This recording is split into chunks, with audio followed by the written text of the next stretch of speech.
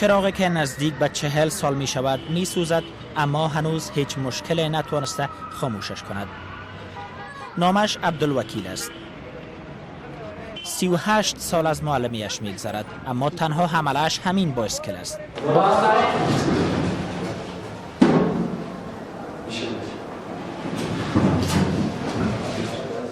عبدالوکیل یکی از استادان با تجربه مضمون فیزیک در لیسه حبیبی است. به گفته خودش هیچ تفاوت میان فرزندان و شاگردانش قائل نیست.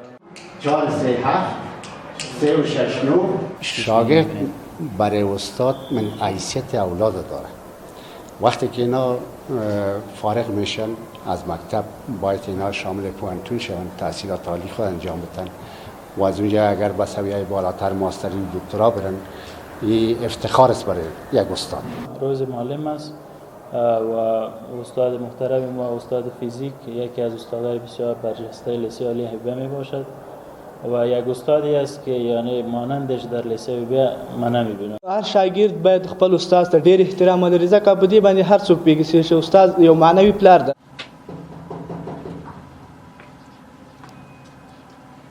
پهلوی دیگر زندگی عبدالوکیل چالش‌های زندگی و نابرابری‌های روزگار است.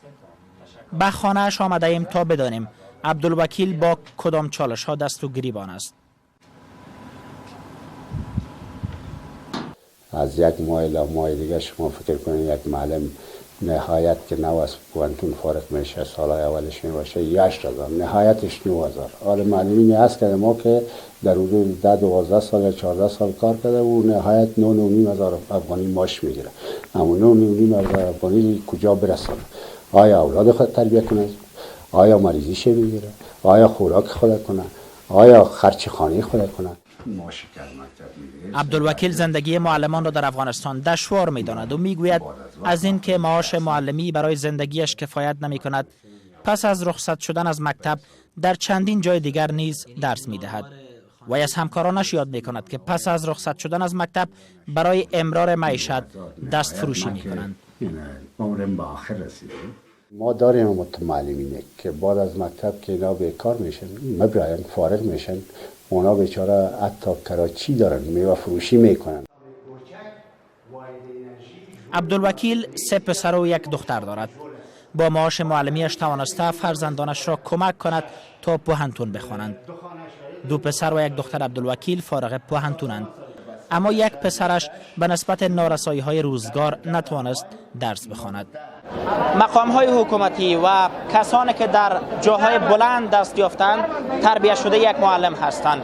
معلم کسی است که در افغانستان با مشکلات شدید اقتصادی دست و پنجه نرم می‌کند. حتی معلمان هم در افغانستان وجود دارند که بعد از رخصت شدن از مکتب حتی در داخل شهر دست فروشی هم می‌کنند. نصرت پارسا، رادیو آزادی.